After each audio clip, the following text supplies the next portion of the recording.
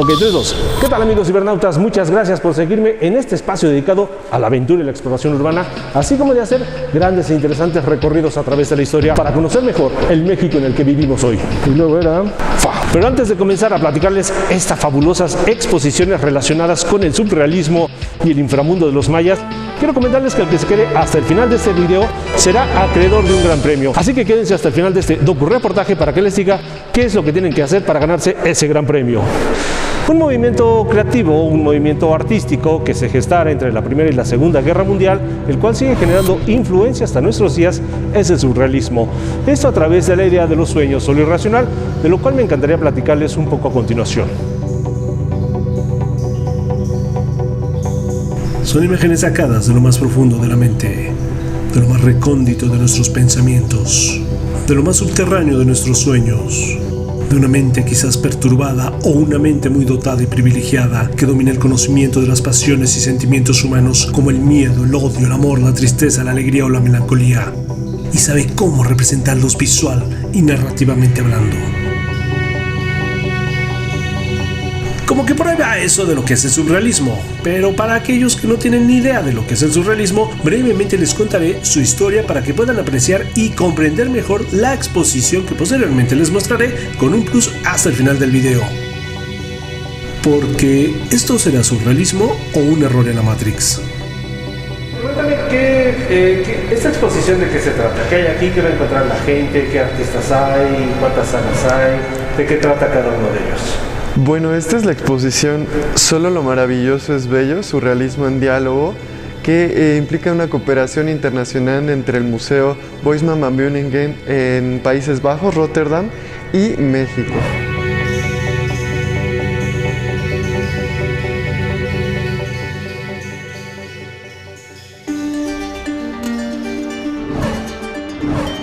Pues miren, resulta que una inquietud que se venía desbordando a finales de la primera década del siglo XX se vio agudizada al concluir la Primera Guerra Mundial, que ante las atrocidades de los conflictos bélicos entre 1914 y 1918, algunos artistas se cuestionaron en cómo indagar en lo más profundo del ser humano para comprender al hombre en su totalidad, surgiendo al principio como una manifestación literaria que rescataba las experiencias sin sentido de la poesía, o mejor dicho, a través de la poesía.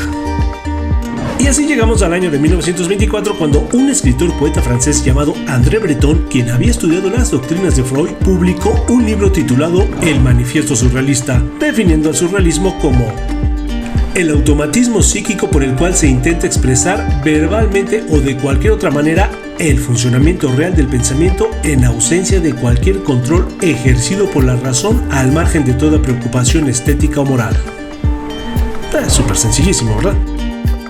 Siendo al principio un asunto fundamentalmente literario como lo había sido el futurismo, sorprendieron al mundo con el tratamiento de la imagen creando la pintura surrealista.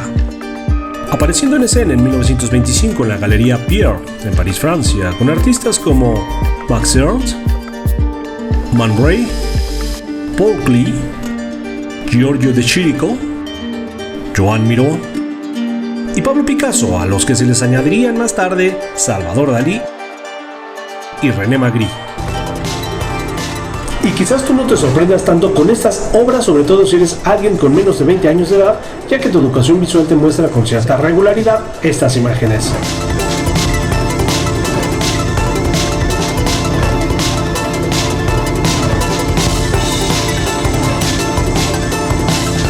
Pero piensa tantito en 1925, ni la Segunda Guerra Mundial había comenzado y fue obvio que se maravillaron al ver estas otras imágenes.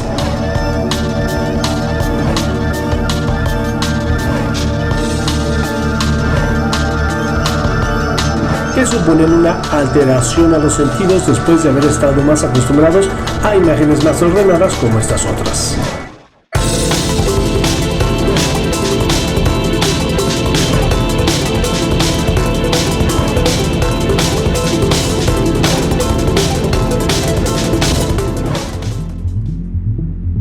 Entonces, ya entrados en gastos, gran parte de esta historia del surrealismo la encontrarán en el Museo del Palacio de Bellas Artes en una exposición que presenta a grandes surrealistas como los ya mencionados Salvador Dalí, René Magritte, Max Ernst, y Man Ray, entre otros, a quienes se le suman Leonora Carrington, Remedios Varo, Frida Kahlo, María Izquierdo, Pedro Friedenberg, Wolfgang Paulin, Yves Tanguy, Karel Willing, Victor Brauner, Diego Rivera, Rodríguez Lozano, Rosa Rolanda, Alberto Gironella, Christian Stoney y Philip Wetz, entre otros, con todas sus corrientes, subgéneros y técnicas. Bueno, entre las diferentes técnicas que van a poder encontrar aquí en el museo, pues está desde la pintura, ¿no? Los arteobjetos, también los ready-mades, ensamblajes y diferentes otras técnicas que los surrealistas emplearon justamente, como lo es el fumage, el frottage y el grattage, por mencionar algunas. Esta es una exposición conformada por 289 piezas provenientes de una selección de colecciones tanto de particulares como de instituciones internacionales. Pero para esto mi amigo Ever Coyo Chauncli se los explicará mejor que yo. Digamos, la importancia de esta es que la colección del Museo Weissman es una de las colecciones más importantes, de hecho es la segunda colección más importante de arte surrealista que existe en el mundo. Aquí vamos a poder encontrar alrededor de 289 piezas, que 189 de ellas vienen del Museo Weissman y las otras 100 pertenecen a diferentes colecciones mexicanas. Particularmente las obras que vienen del Museo de Países Bajos pues están relacionadas con artistas europeos, principalmente como René Magritte, Salvador Dalí, por ejemplo también vamos a tener piezas de André Breton, por supuesto el padre del surrealismo, y en la parte mexicana pues tenemos piezas de algunos de los personajes más importantes que tuvieron conexión con estos artistas, que son Diego Rivera, Frida Kahlo, por supuesto María Izquierdo, Manuel Álvarez Bravo y también Dolores Martínez de Anda, por ejemplo.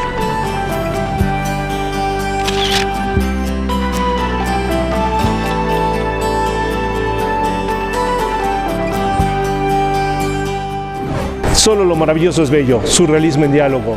Una exposición donde históricamente podrán ver cómo los artistas europeos maravillaron a México y los artistas mexicanos maravillaron a Europa, teniendo como punto de enlace el subconsciente de la psique humana.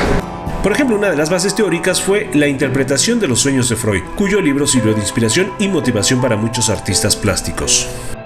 Pero escuchemos lo que Ebert nos puede agregar a todo esto.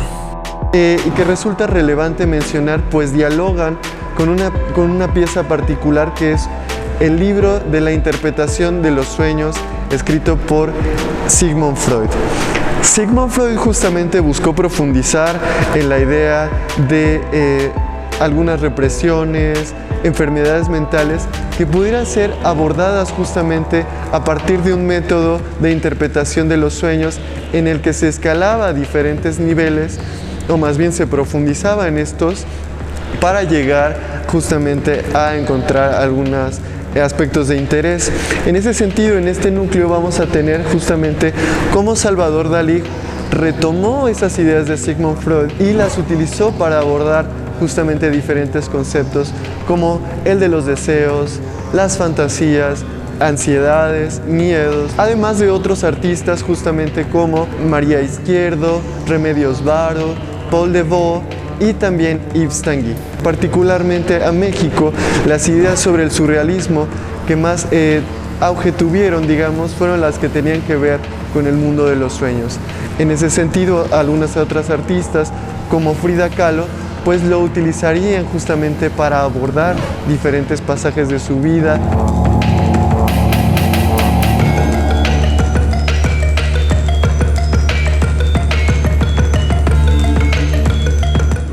Cabe destacar que en esta exposición se buscó resaltar la participación de las mujeres en la creación de esta corriente artística que, saliendo del mundo del subconsciente, obedece al mundo de la magia y la imaginación, otra parte de los sueños oníricos. Tales son como los de Remedios Varo, María Izquierdo y Leonora Carrington, entre otras.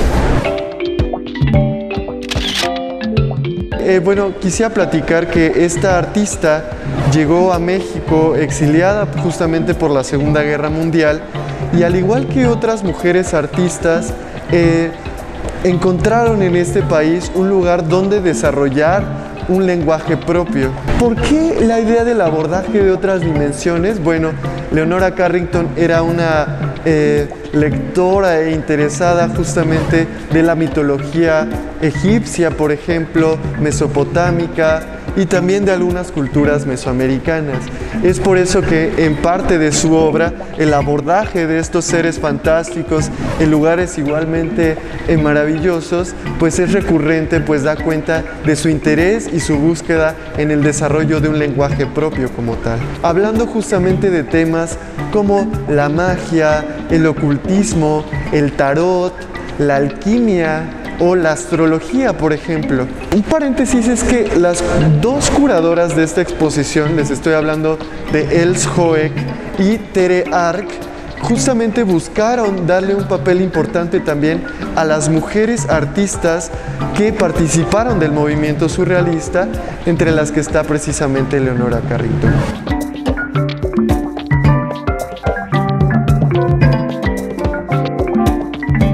Y haciendo una breve pausa para aún destacar más el hecho de buscar rescatar el papel o participación de la mujer en las diferentes disciplinas de las artes plásticas, aquí en el Museo del Palacio de Bellas Artes está el del mural Xibalba, el inframundo de los mayas de Rina Lazo, que bueno, si ya no lo pudieron alcanzar a ver, pues les invito a que vean este fragmento, así como posteriormente a ver el reportaje que tengo más adelante. Siendo un mural realizado por una mujer artista, que es el primero que se exhibe en el Palacio de Bellas Artes. Entonces el hecho de que un mural hecho por una mujer artista esté en este momento en Bellas Artes es un hito fundamental dentro de la historia y dentro de la historiografía del arte mexicano. Xibalba, el inframundo de los mayas. Es un mural que se encuentra montado aquí en el Museo del Palacio de Bellas Artes, conmemorando los 100 años del muralismo mexicano, destacando particularmente el papel de la mujer en este movimiento de la plástica mexicana conocido como la ruptura. Pero ¿será correcto que estemos relacionando la idea del inframundo prehispánico con la idea del infierno? No, porque justamente no se concibe como un castigo que está orientado a la gente que ha obrado mal, digamos, en este mundo, sino que es parte natural de la vida. Todos vamos a pasar por ahí en un momento u otro. Lo original, lo increíble de esta concepción de la mitología maya, y que creo que Rina, como buena artista sensible, logró captar, es justamente que existe esa posibilidad de ganar a través de la trascendencia que podemos tener los seres humanos a través de las obras que realizamos en esta vida, como en este caso a través de la creación artística. Y bueno, si les gustaría saber más sobre Rina Lazo, quien fuera alumna de Frida Kahlo, Juan O'Gorman y Diego Rivera, a quien por cierto asistiera en la realización de algunos de sus murales más reconocidos, pasen a visitarme en mi otro canal de YouTube para que vean el reportaje que hice al respecto para la televisión, los noticieros en los que colaboro. Y al igual que en mi otro canal, así como en este, pues no dejen de suscribirse, comentar y compartir. Pero continuemos con el surrealismo en diálogo. Y efectivamente, continuando con el tema central y ya casi para finalizar, les quiero compartir que el origen de la palabra surrealismo que adoptara André Breton, comenzándola a utilizar con frecuencia en la revista Literatura, junto con otras publicaciones y otros colaboradores, fue al conocerla y leerla de otro escritor también de origen francés, solo que de temas eróticos, llamado Guillermo Apollinaire, quien al escribir una sensual, sublime, subversiva e irónica novela titulada Las tetas de Tiresias, empleó por primera vez el término surrealisme, que significa por encima de la realidad. Y de esta forma se popularizó y generalizó la palabra surrealismo, que al principio se trataba de un término literario que, por cierto, fue muy confundido en un principio con el de futurismo. Pero entonces, ¿el surrealismo lo conocemos como surrealismo solo porque estaban por encima de la realidad unas tetas? ¿Tú qué opinas? Entonces yo creo que el plus justamente es que aquí pueden encontrar toda la relación desde el momento en que se gesta este movimiento en Europa, justamente en el contexto en el que se da, que es la Primera y Segunda Guerra Mundial, y pues van a poder hacer una lectura bastante amplia tanto de estos artistas, su creación, y por supuesto también cómo llegan estas ideas surrealistas a Latinoamérica, pero sobre todo a México, que es el punto de diálogo y de enriquecimiento que vamos a poder encontrar justamente para comprender igual cómo es que se dio este movimiento que, digamos, no ha terminado y que sigue influenciando justamente nuevos movimientos artísticos, nuevos artistas, por supuesto. Y ya para finalizar, solo te puedo comentar que pues esta exposición, al igual que muchas otras, tienen sus puntos de cuestión.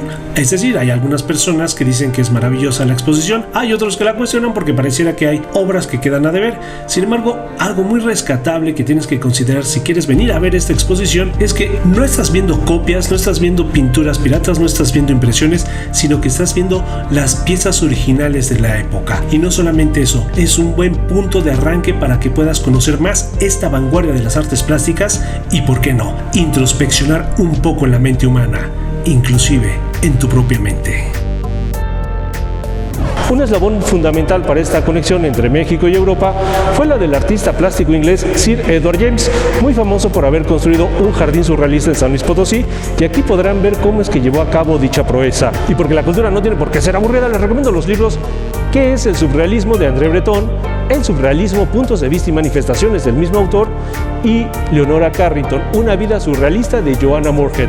Así como también les invito a que no dejen de venir a visitar esta colección única en el mundo que se encuentra en el Museo del Palacio de Bellas Artes, en el corazón de la Ciudad de México. Y para ganarse ese gran premio del cual les estaba contando al principio del video, pues es muy fácil. Síganme en mis demás canales, en mis demás redes sociales, y ya serán entonces acreedores de ese gran premio. Y ese premio es la luz del conocimiento. Yo los veo hasta la próxima. Muchísimas gracias.